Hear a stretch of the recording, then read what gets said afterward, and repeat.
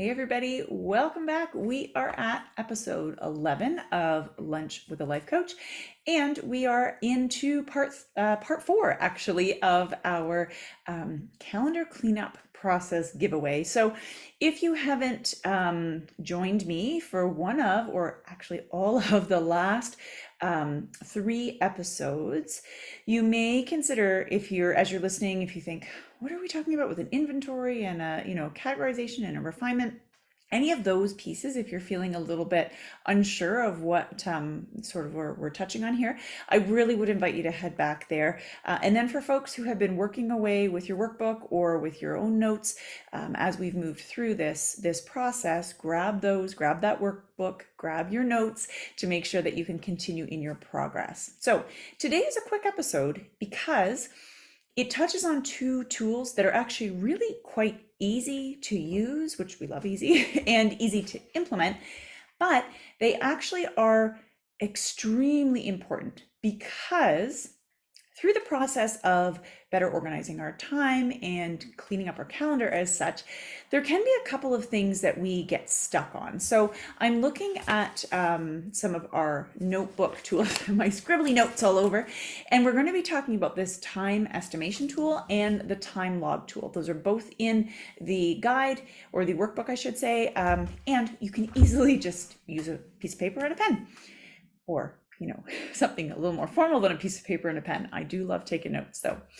So sometimes we get stuck on how to categorize things or where to put things in my calendar, or honestly, sometimes we start procrastinating on different activities or to-dos that we have simply because we're not sure how long they're going to take, or we're thinking they're going to take longer than they actually do.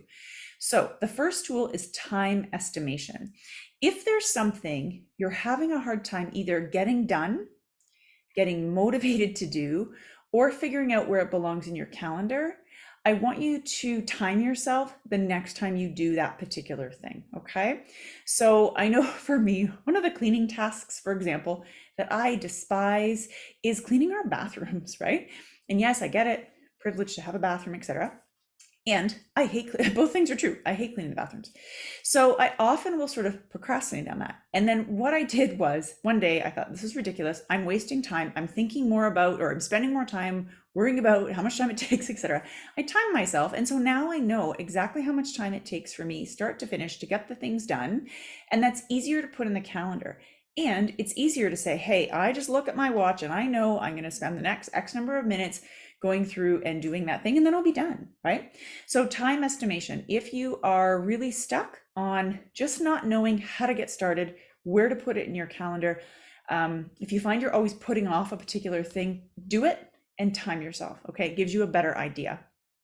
Then the other thing, or the other tool, is a time log tool. If you often say to yourself, I don't know where the time went, if you get to the end of the day and think, I don't feel like I accomplished anything. What did I actually do today, right? There are days, we all have those days, and all of a sudden, the day flies by. And I don't mean sort of a one-off situation, but if you're noticing that often, and you're often getting to the end of your morning, your afternoon, your day, your week, thinking, I don't even know, then I need you to actually take a time log. And it's similar to a food log, which many folks are familiar with. I'm not really excited about that idea either, but anyway, I digress. So the food log idea, you write down for the day everything you eat and everything you drink, etc., in terms of like when and why and where and what. And I want you to think about that idea for your time. And yes, people then start to push back and say, oh, but I don't have time to do that. Folks, if we don't make any changes, nothing changes. So we have to be open to a little bit of inconvenience to solve a challenge and gather more information to help things move more smoothly. Okay, there's work in this process that we have to put in that you won't have to put in forever. Okay, so think about that. Take 2 work days and one, I say weekend day, but I don't know, everybody's days are different. So 2 typical work days, and then one where you're not working, whatever, if that's a weekend or whatever the case is, and log your time every 15 minutes or so, or whatever the case is. Just jot down, what did you do? How did you feel? Why were you doing that? just a couple of notes. It doesn't have to be anything formal. Yes, in the workbook, there is a tool, right?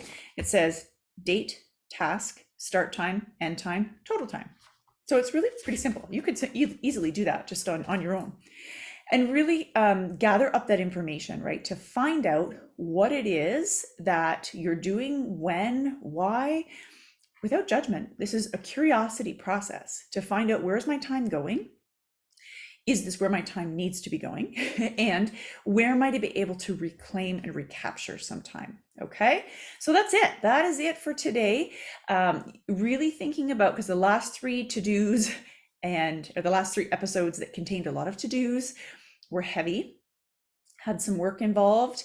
And this is about the time in the process, I find, for folks that they get a little bit stuck and go, oh, I don't know what to do. So use these tools, see how that works. As always, message me if you have questions, Deanna at deannalangfordcoaching.com. If you don't have the workbook, you can grab that off of my website. You can join us for the next workshop that we're going to do, where we go together doing this. And of course, I offer one-on-one coaching to support you through the whole process too. You can learn all about that by messaging me or visit my website, deannalangfordcoaching.com, and I will see you soon. Good luck recapturing all that time. See you soon.